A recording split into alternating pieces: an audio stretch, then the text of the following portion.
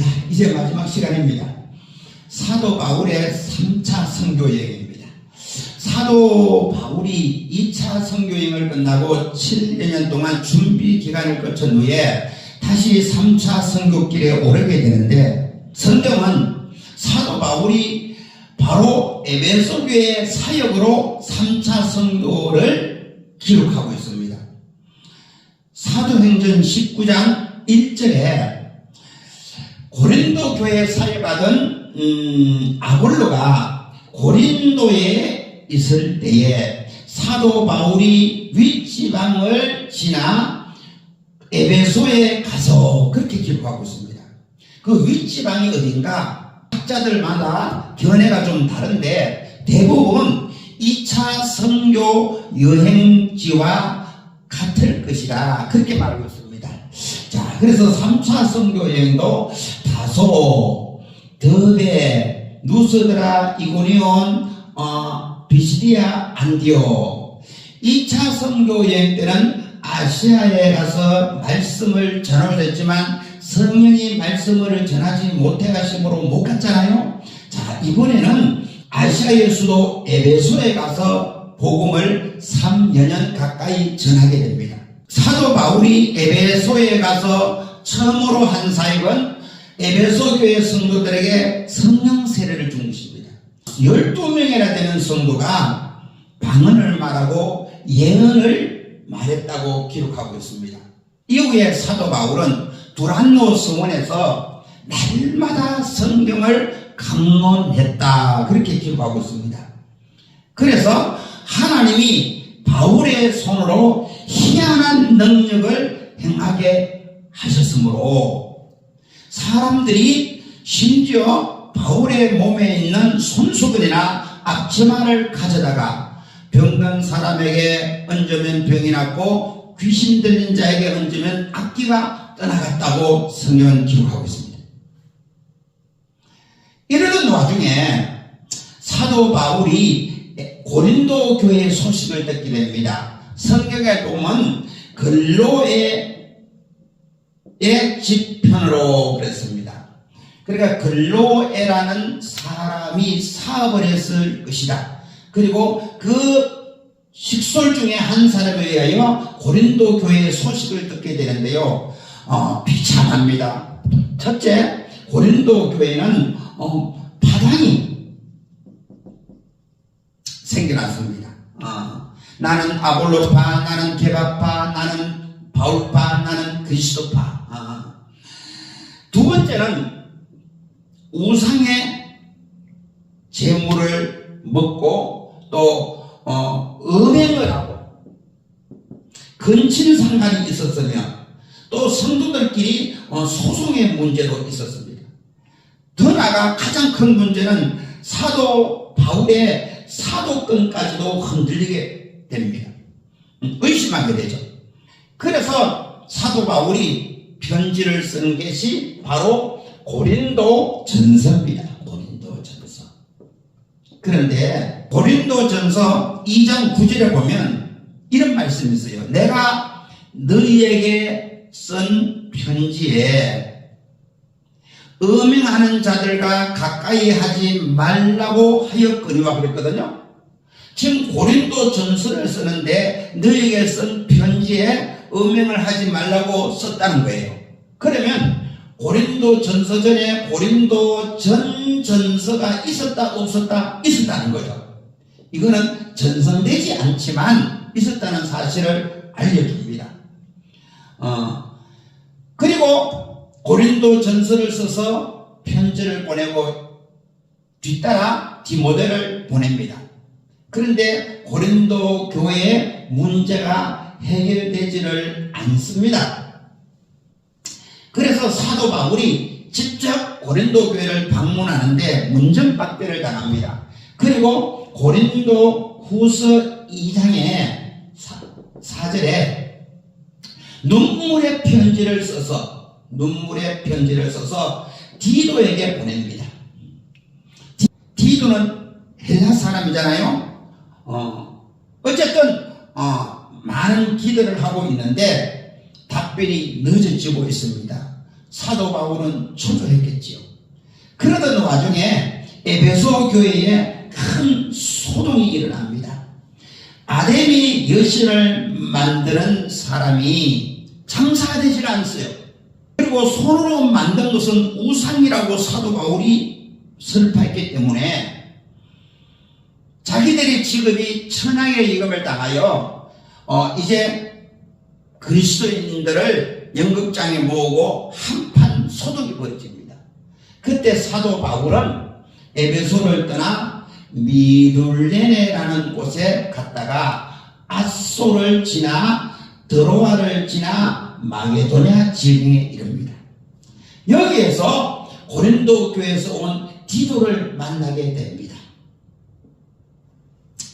이 디도가 좋은 소식을 가져왔어요. 드디어 고린도 교회의 문제가 해결되고 사도 바울의 사도권도 이제 인정하는 그런 역사가 이제 있었던 거죠. 그래서 사도 바울이 기뻐하면서 쓴 편지가 고린도 후서입니다. 여기서는 고린도 전서를 썼다 그랬죠. 그래서 고린도 후서에 보면 위로란 말이 13번이나 나옵니다. 얼마나 상처가 서로 깊었겠어요. 그래서 고린도 교회를 위로하고 나중 후반부에 가면은 고린도 후서 12장에 보면 사도 바울이 드디어 자기의 사도권을 이야기합니다. 주를 위하여 죽고 굶주리고 배고프고 헐벗고 그리고 40에 하나 감한 배를 5번이나 맞았냐. 그러면서 복음 전한 이야기를 합니다.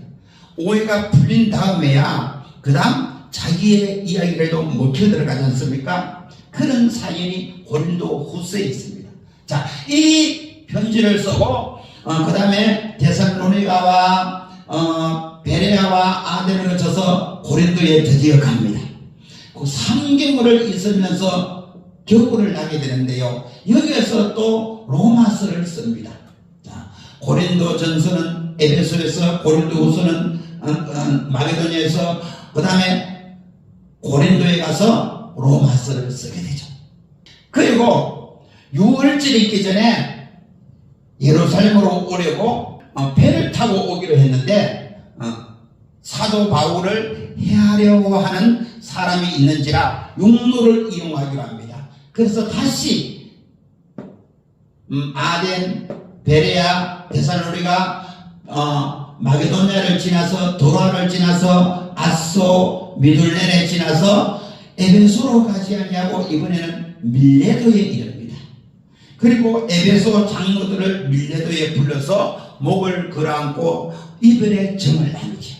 그리고 바다라는 항구를 통해서 두로로 갑니다. 두로에서 가이사라, 그 다음 예루살렘으로 오게 됩니다.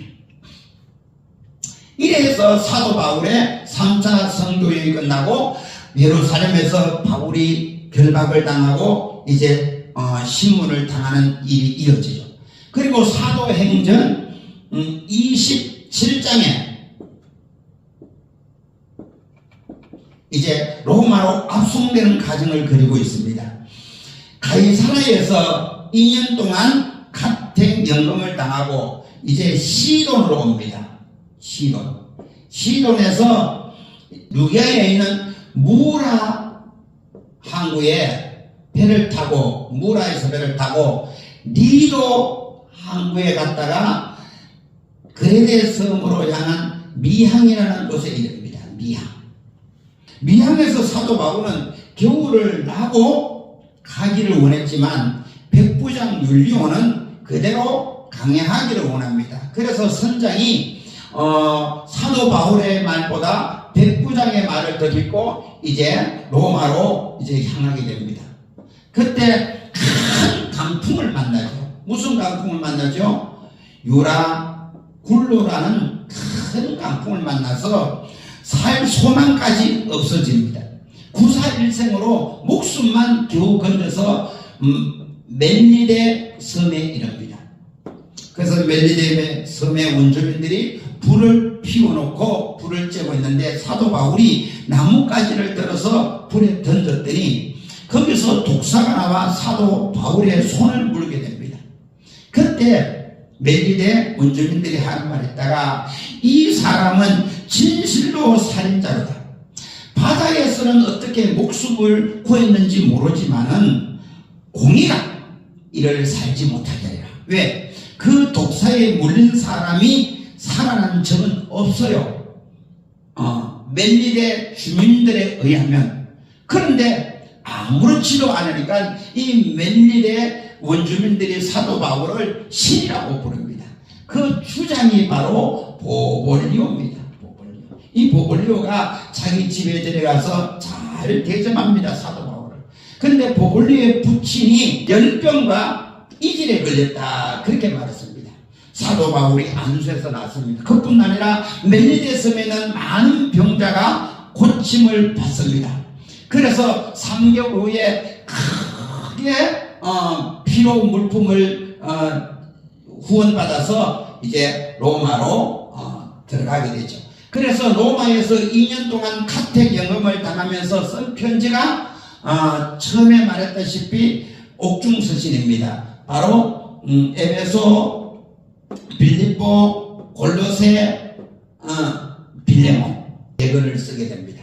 이후에 사도 바울이 석방되어 지중해 연안에 다니면서 복음을 전했다고 전해지고 있는데 사도행전은 로마로 압송되는 것으로 끝이 납니다. 여기가 니가폴리인데 여기에서 그레데 섬에 목회하는 디도스를 씁니다. 또 에베소에서 목회하는 디모데를 위하여 디모데 전서를 기록합니다. 그리고 네로 황제 때 제2차 투옥이 됩니다. 마지막 순교하기 직전에 쓴 편지가 바로 디모데 후서입니다. 디모데 후서 4장 7절로 8절에는 이렇게 기록합니다.